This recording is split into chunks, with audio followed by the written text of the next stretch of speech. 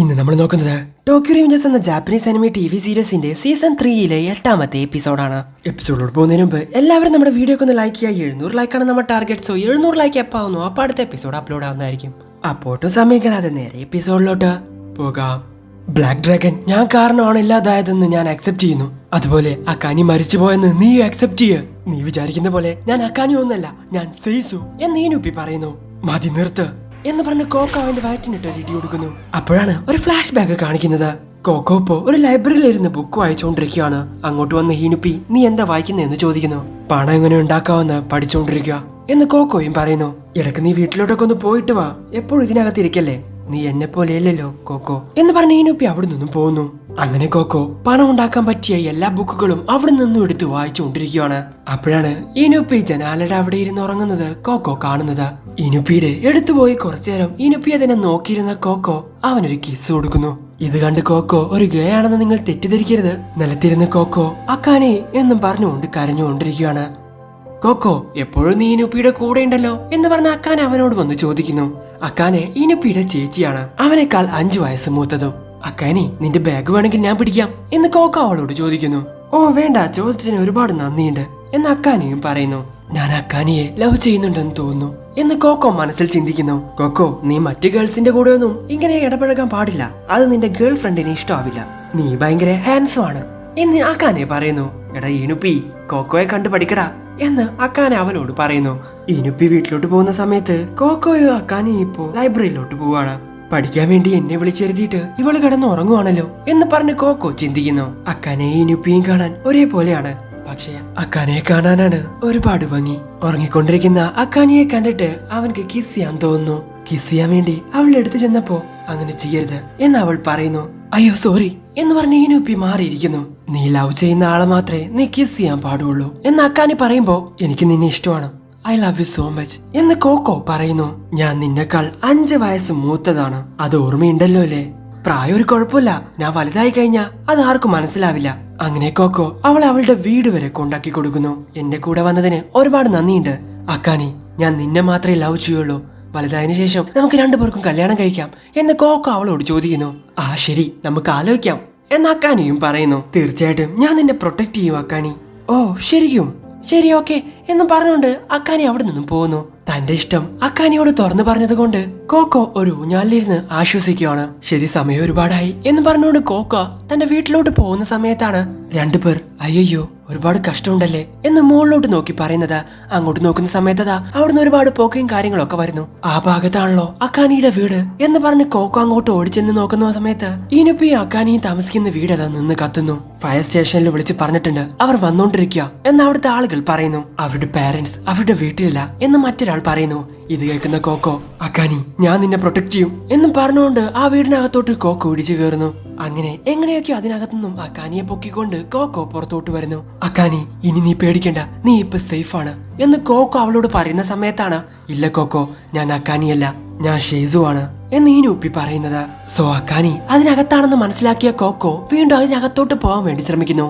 എന്നാ ഇതിനോടകം അങ്ങോട്ട് വന്ന ഫയർഫോഴ്സ് അവനെ അവിടെ പിടിച്ചു വെക്കുന്നു. ഡോക്ടേഴ്സ് എന്റെ പേരൻസിനോട് സംസാരിക്കുന്നത് ഞാൻ കേട്ടിരുന്നു.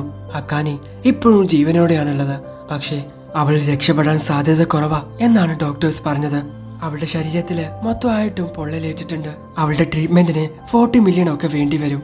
ഇപ്പോഴാണ് എന്റെ അച്ഛൻ ഹൗസ് ലോൺ വരെ എടുത്തത്. ഞങ്ങളുടെ കയ്യിൽ അത്രയും കാശില്ല, ഇനി എന്ത് ചെയ്യുമെന്ന് അറിയില്ല എന്ന് ഇനുപ്പി പറയുന്നു. ട്രീറ്റ്മെന്റ് ചെയ്തില്ലെങ്കിൽ എന്ത് സംഭവിക്കും എന്ന് കോക്കോ ഇനുപ്പിയോട് ചോദിക്കുന്നു. എനിക്കറിയില്ല, അക്കാനിയെ പ്രൊട്ടക്ട് ചെയ്യുമെന്ന് ഞാൻ അവൾക്ക് വാക്ക് കൊടുത്തതാണ്. 40 മില്യൺ ഇല്ലെങ്കിൽ അവൾ മരിച്ചു പോവുമെങ്കിൽ തീർച്ചയായിട്ടും ഞാൻ അത് ഉണ്ടാക്കും എന്ന് പറഞ്ഞ കോക്കോ എങ്ങനെയൊക്കെ പണം ഉണ്ടാക്കാം എന്ന് ഒരുപാട് ബുക്കിൽ നോക്കുന്നു. അതിനുവേണ്ടി അവൻ ഒരുപാട് ഐഡിയാസ് കണ്ടെത്തുന്നു. അങ്ങനെ ബുക്കൊക്കെ നോക്കിക്കൊണ്ടിരിക്കുന്ന സമയത്താണ് ഒരു പേപ്പറിലെ ന്യൂസ് അവൻ കാണുന്നത്. അത് കണ്ട് നല്ല വഴിയിലൂടെ പോയാൽ എളുപ്പം പൈസ ഉണ്ടാക്കാൻ പറ്റില്ല എന്ന് അവൻ ഒരു തോട്ട് വരുന്നു. മോഷണ കേസിൽ പോലീസ് പിടിച്ചിട്ടുള്ള കുട്ടികളെയൊക്കെ കോക്കോ കണ്ടുപിടിക്കുന്നു. ഇത്രയും നാൾ നിങ്ങൾ മോഷ്ടിച്ച് പോലീസിന്റെ കയ്യിൽ പിടിക്കപ്പെട്ടിട്ടുണ്ടെങ്കിൽ അതിനർത്ഥം നിങ്ങളുടെ കയ്യിൽ നല്ലൊരു പ്ലാൻ ഇല്ലെന്നാണ്. ഞാൻ പറയുന്ന പോലെ നിങ്ങൾ ചെയ്താ ഒരിക്കലും നിങ്ങളെ പോലീസ് പിടിക്കില്ല, കൈ നിറയെ പൈസയും ഉണ്ടാക്കാം എന്ന് കോക്കോ അവരോട് പറയുന്നു. അങ്ങനെ കോക്കോയുടെ ഐഡിയ ഉപയോഗിച്ച് അവർ ഒരുപാടധികം പൈസ ഉണ്ടാക്കുന്നു. കുറ്റവാളികളായിട്ടുള്ള കുട്ടികളുടെ ഇടയിൽ കോക്കോ ഫേമസ് ആവുന്നു. ഒരുപാട് പേർ കോക്കോക്ക് കീഴിൽ ജോലി ചെയ്യാൻ ആഗ്രഹിച്ച് കോക്കോയുടെ അടുത്തോട്ട് വരുന്നു. അങ്ങനെ ഒരു മാസം കൊണ്ട് അവൻ വലിയൊരു ടീമിനെ തന്നെ ക്രിയേറ്റ് ചെയ്യുവാണ്.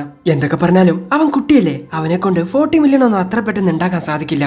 സോ റിച്ച് ആയിട്ടുള്ള ആളുകളുടെ കൂടെ ജോലി ചെയ്താൽ മാത്രമേ പെട്ടെന്ന് പൈസ ഉണ്ടാക്കാൻ പറ്റൂ എന്നുള്ള കാര്യം കോക്കോക്ക് മനസ്സിലാവുന്നു. അങ്ങനെ കോക്കോ VIP ക്ലബിലോട്ട് പോകുന്നു. ഹേയ്, നിന്നെ പറ്റി ഞാൻ കേട്ടിട്ടുണ്ട്. പണത്തിന് വേണ്ടി എന്ത് വേണമെങ്കിലും ചെയ്യുമല്ലേ? ക്യാഷ് മാത്രം കറക്റ്റായിട്ട് തന്നാ മതി, എന്ത് വേണമെങ്കിലും ചെയ്യും എന്ന് കോക്കോ അവരോട് പറയുന്നു. ഒരാളെ നൈസ് ആയിട്ടൊന്ന് പേടിപ്പിക്കണം, കൊല്ലേണ്ട ആവശ്യമൊന്നുമില്ല എന്ന് പറഞ്ഞ അയാൾ ഒരു കെട്ട് പൈസ എടുത്തു കൊടുക്കുന്നു. അങ്ങനെ കോക്കോ പലരുടെയും കയ്യിൽ നിന്ന് കാശ് വാങ്ങി ഒരുപാട് പൈസ ഉണ്ടാക്കിക്കൊണ്ടിരിക്കുകയാണ്. അങ്ങനെ ഒരു ദിവസം പുതിയ പ്ലാനിനെ പറ്റി അവന്റെ കൂടെയുള്ളവരോട് സംസാരിച്ചുകൊണ്ടിരിക്കുന്ന സമയത്താണ് ഇനുപ്പി അവനെ വിളിക്കുന്നത്. കോക്കോ കോക്കോ അക്കാനി പോയടാ. ഇത് കേട്ട് കോക്കോ വളരെയധികം ഷോക്കായിട്ട് നിൽക്കുന്നു. നീ സിറ്റുവേഷൻ അക്സെപ്റ്റ് ചെയ്യൂ കോക്കോ, അക്കാനി മരിച്ചുപോയി എന്ന് പറയുന്ന ഇനുപ്പിയുടെ മോന്തക്കിട്ട് കൊടുക്കുവാണ് കോക്കോ. അങ്ങനെ കോക്കോ ഇനുപ്പിയെ നല്ല രീതിക്ക് അറ്റാക്ക് ചെയ്തുകൊണ്ടിരിക്കുകയാണ്. അക്കാനിയുടെ ജീവൻ രക്ഷിക്കാൻ വേണ്ടി പണം ഉണ്ടാക്കാൻ ഞാൻ ഒരുപാട് കാര്യങ്ങൾ ചെയ്തു. നീയാണല്ലേ ആ പണം ഉണ്ടാക്കുന്ന മെഷീൻ എന്ന് ഇസാന, ഷിയാൻ, ടൈജു, ഹൈറ്റാനി ബ്രദേഴ്സ് അങ്ങനെ എല്ലാവരും പണം ഉണ്ടാക്കാൻ വേണ്ടി മാത്രമാണ് ഇവന്റെ അടുത്തോട്ട് വന്നത്.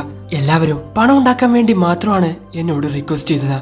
നീയും ബ്ലാക്ക് ഡ്രാഗന് വേണ്ടിയിട്ടല്ലേ എന്റെ അടുത്തോട്ട് വന്നേ എന്ന് കോക്കോ ഇനുപ്പിയോട് ചോദിക്കുന്നു. കോക്കോ ഒന്നും മനസ്സിലാക്കടാ, നീ ഒന്നും പറയണ്ട. പണം ഉണ്ടാക്കുന്നതാണ് എന്റെ ലക്ഷ്യം, പണമാണ് എല്ലാം. തിരിച്ചുപോയി എന്നെ കൊണ്ട് ഒന്നും മാറ്റാൻ പറ്റില്ല. എനിക്കറിയാവുന്നത് പണം ഉണ്ടാക്കാൻ മാത്രമാണ് എന്ന് കോക്കോ സങ്കടത്തോടെ പറയുന്നത് കേട്ട് മനസ്സിലാക്കുക കോക്കോ, അക്കാനെ മരിച്ചുപോയി. അക്കാനെ ഉണ്ടായിരുന്നെങ്കിൽ അവൾ എന്നെ നീ നോക്കുന്നത് പോലെ ആയിരിക്കുമോ നോക്കുക എന്ന് കോക്കോ ഇനുപ്പിയോട് ചോദിക്കുന്നു. അക്കാനി മരിച്ചതിന് ശേഷം കോക്കോ അക്കാനിയുടെ അടുത്തോട്ട് പോകുന്നു. അക്കാനി, നിനക്ക് ഒരുപാട് വേദനിക്കുന്നുണ്ടോ? അങ്ങനെ അവസാനം നീ ഇപ്പൊ സമാധാനമായിട്ട് ഉറങ്ങാണല്ലേ? ആ പണം മാത്രം എന്റെ കയ്യിൽ ഉണ്ടായിരുന്നെങ്കിൽ ഞാൻ നിന്നെ രക്ഷിച്ചേനെ. അപ്പൊ അവൾക്ക് വേണ്ട പണം എന്റെ കയ്യിൽ ഉണ്ടായിരുന്നെങ്കിൽ ഞാൻ ഇപ്പൊ അവളെ രക്ഷിച്ചേനെ എന്ന് പറഞ്ഞ് കോക്കോ കരയുന്നത് കണ്ട് ഇനുപ്പി അവനെ അടിക്കുന്നു. എനിക്കറിയാം അക്കാനി മരിച്ചുപോയെന്ന്, എന്നെ കൊണ്ടൊന്നും മാറ്റാൻ പറ്റില്ലെന്ന്. അതുകൊണ്ടാണ് ഞാൻ ടെൻജിക്കോയിൽ ജോയിൻ ചെയ്തത്. നീ എന്റെ ശത്രുവാണ് എന്ന് കോക്കോ ഇനുപ്പിയെ നോക്കി പറയുന്നു. നീ എത്രത്തോളം വേദനിക്കുന്നുണ്ടെന്ന് എനിക്ക് നന്നായിട്ട് അറിയാം. മറ്റുള്ളവരെക്കാൾ വേദനയെ പറ്റി നിനക്ക് നന്നായിട്ട് അറിയാമെന്ന് എനിക്ക് തോന്നുന്നു. ഇനി നീ എന്റെ കൂടെ ഫൈറ്റ് ചെയ്യ് എന്ന് മോയിച്ചോ അവനോട് പറയുന്നു. ഇതേ സമയം കോക്കച്ചോ ടാക്കമിച്ചിയെ അറ്റാക്ക് ചെയ്യുന്നു. ടാക്കമിച്ചി, നിന്റെ കയ്യിൽ വെറും സംസാരം മാത്രമേ ഉള്ളൂ എന്ന് എനിക്കും നിനക്കും അറിയാം എന്ന് കോക്കച്ചോ പറയുന്ന സമയത്ത്, മാറി നിൽക്ക്, ആ കിസുക്കിയെ എനിക്ക് ഇല്ലാതാക്കണം എന്ന് ടാക്കമിച്ചി പറയുന്നത് കേട്ടിട്ട്, നിങ്ങൾക്ക് രണ്ടുപേർക്കും ഇടയിൽ എന്തെങ്കിലും പ്രശ്നമുണ്ടോ എന്ന് കോക്കച്ചോ അവനോട് ചോദിക്കുന്നു. അതൊന്ന് എക്സ്പ്ലെയിൻ ചെയ്യാൻ എനിക്കിപ്പോ സമയമില്ല, മാറി നിൽക്ക്. കിസുക്കി ഇപ്പോ ഇസാനയുടെ കൂടെയാണ്, സോ അവനെ തൊടണമെങ്കിൽ ആദ്യം നീ എന്നെ തോൽപ്പിക്കണം എന്ന് കോക്കച്ചോ ടാക്കമിച്ചിയോട് പറയുന്നു. എത്ര സമയമായത്? ടോമാന്റെ കഥ ഇതുവരെ തീർക്കാൻ പറ്റിയില്ലേ? ടെൻജിക്കോ അവരെ തോൽപ്പിക്കാൻ ഇത്രയും കഷ്ടപ്പെടുന്ന എന്തിനാ എന്ന് കിസുക്കി ചോദിക്കുന്നു. ഇതേ സമയമാണ് ടാക്കമിച്ചിയെ അറ്റാക്ക് ചെയ്യാൻ വേണ്ടി പോകുന്ന കോക്കച്ചോയെ ചീഫ് യു കാണുന്നത്. ടാക്കമിച്ചിയെ സഹായിക്കാൻ പോവാന്ന് വിചാരിച്ചു നിൽക്കുമ്പോ ആ ഗൊറില്ല വന്ന് ചീഫ് യുയെ അറ്റാക്ക് ചെയ്യുന്നു. ഇവന്റെ പഞ്ച് വളരെയധികം പവർഫുൾ ആയിട്ടുണ്ടല്ലോ എന്ന് പറഞ്ഞ് ഗൊറില്ലയെ തന്നെ നോക്കി നിൽക്കുവാണ് ചീഫ് യു. ജുനൈൽ ഹോമിൽ ഇരിക്കുന്ന സമയത്ത് എനിക്ക് ദേഷ്യം വന്നു. എല്ലാവരെയും ഞാൻ അടിച്ച് താഴെയിട്ടു. എന്തിന്? പോലീസുകാരെ വരെ അടിച്ച് താഴെയിട്ടു. പക്ഷേ അന്ന് തോറ്റു കൊടുക്കാതെ നിന്നത് ഈ 6 പേരാണ്. ഈ മൂച്ചി എന്ന് പറയുന്നവൻ അവൻ പോലീസുകാരെ തന്നെ അടിച്ചിട്ടുണ്ട്. ആ ഒരു കാരണം കൊണ്ടാണ് അവൻ ജുവനൈലോട്ട് തന്നെ വന്നത് എന്ന് ഇസാന പറയുന്ന സമയത്താണ് ഓ കൊള്ളാലോ എന്ന് ഹാൻമ പറയുന്നത്. പിന്നെ മൂച്ചോ അവൻ ഒരുത്തനെ അടിച്ചിട്ടുണ്ട്. ഈ മൂച്ചി പോലീസിനെ തന്നെ അടിച്ചിട്ടുണ്ട്. ഇവൻ വെറും ഒരാളെയാണോ അടിച്ചേ എന്ന് ഹാൻമ ചോദിക്കുന്നു. മാർഷൽ ആർട്സ് അറിയുന്ന ഒരാക്കസയുടെ നട്ടെല്ലാണ് അവൻ ഓടിച്ചു കളഞ്ഞത്. ഓ അങ്ങനെയാണെങ്കിൽ ഇവനിക്ക് ജൂഡോ അറിയോ എന്ന് ഹാൻമ ചോദിക്കുന്നു. ഹാക്കായോ ആംഗ്രിയും ചേർന്ന് ആ ഹൈറ്റാനി ബ്രദേഴ്സിന്റെ കൂടെ ഫൈറ്റ് ചെയ്യുന്നു. എന്നാൽ ഹൈറ്റാനി ബ്രദേഴ്സ് കോർഡിനേറ്റ് ആയിട്ടാണ് അറ്റാക്ക് ചെയ്യുന്നത്. ഇവരുടെ ചേട്ടനായിട്ടുള്ള ടൈജിയും സ്മൈലിയാണ് സ്ട്രോങ് എന്ന് തോന്നുന്നു.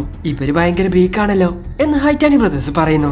ഈ ഹൈറ്റാനി ബ്രദേഴ്സ് ഒരാളെ കൊന്നിട്ട് പോലെയുണ്ട് എന്ന് ഇസാന പറയുന്ന സമയത്ത് ഓ അതെനിക്ക് നന്നായിട്ട് അറിയാം.